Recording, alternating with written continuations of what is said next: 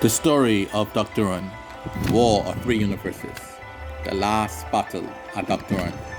As war in the Docdoron universe between Docdoron and Guardian continued, Docdoron had lost for sure, and its leader, Lawson.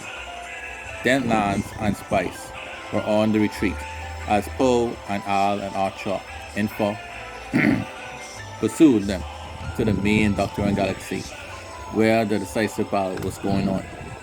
In the healer space, K. Johnson and his team, along with Gino, Hall, Red Adol X, and Vic V, were defending it against Star Guardian and his forces, Star, Fash, and Dinka, and the mighty host of Insurance. With this, both sides seemed to be equally matched. Still, we had forgotten about one more player in the mix.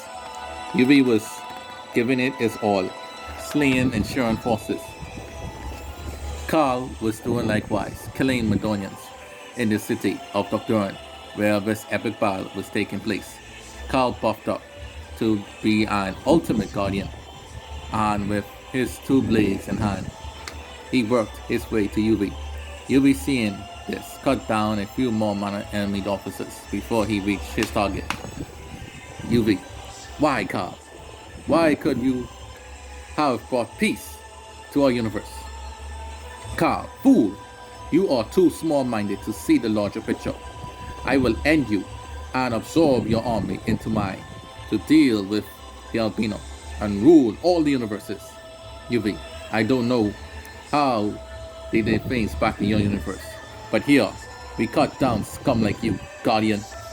The two leaders clashed weapons, sword versus spear, in an epic fight.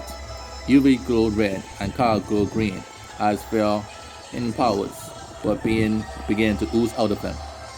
Others kept their distance from them as they didn't want to be caught up in the crosshairs of these two leaders. Elsewhere, Randall and Belinda. Randall, I know now what you meant back then, you snake. Belinda, if it took you this long to figure it out, and you're UV's right hand, then Docdoron has no future. Indy and Juliet. Indy, I'm starting to hate you now.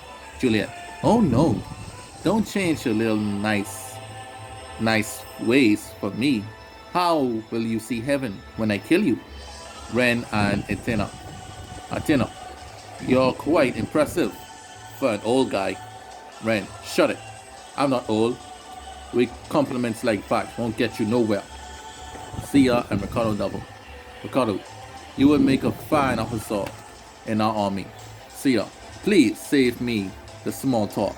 We haven't been beaten yet. Garvin and Monta.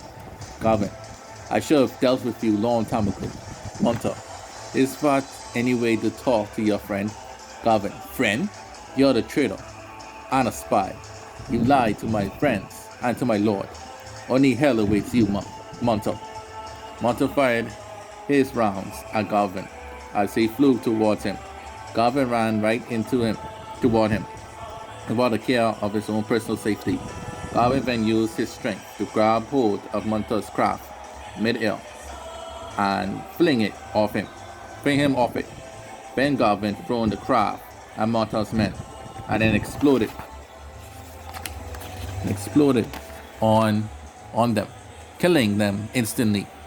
Monta then tried to flee, but Garvin wasn't having none of it. Garvin then grabbed hold of Monta. Then he lifted him up in the air and then threw him into the fire of his forces. Garvin stood there and watched the traitor burn as he had finally overcame him. Garvin, you'll suffer worse where you're going, fool. Just then, Lance and Spice showed up. Then, the enemy is behind us. Spice, you lost for sure. I'm Lawson. Garvin, blast it. And just when I was celebrating my win over Monta 2. Next, Poe and his unit had arrived. The Guardian were in high spirits. Just when they were about to make their move, suddenly massive portals had opened up in the skies. The Albeana had come. Carl, damn, they are here already? UV, why didn't you surrender to me sooner? UV, me? Why you? Then Alberto Albeana jumped from his ship with his blue ward sword in hand and his advanced armor and hidden spacesuit on standby. Alberto, I hope I'm not too late for the party. I shall crush you both for the glory of Albeana. UV, come Albeana. Carl, both of you will fall here. As the three leaders dueled, the Albeana fleet fired on both sides. This time, they had the Rusu with them to fight in this battle. Randall, what? There is more of them? Did we ever stood a chance against Albeana on our own? Impu, if you all surrender now, we'll go easy on you. Albeana, and stand in my sister's way? Hell no, we're not surrendering. Mondano, flying a boat. Our Fulton cannons and tanks shall blow up our enemies. Ren, I got to stop that old man. Then Ren got up on his tank and went to aim at the old Fulton. When I have here my sights now. Fires. Mundo spinning out of control. I'm hit. Ren, bullseye. Ingo, in dismay. My lord! Mundo then crashed into some of his own Fulton tanks. The blast killed him and several of his army. Zipper, damn you. You're going to pay for that. The battle raged on. No one was given an inch. Death and destruction were everywhere.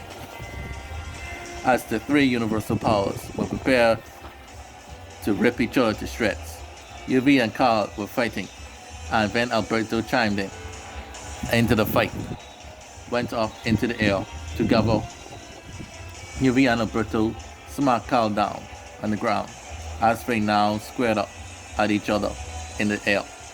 Carl didn't want to be outdone, got back up and powered up for one last time.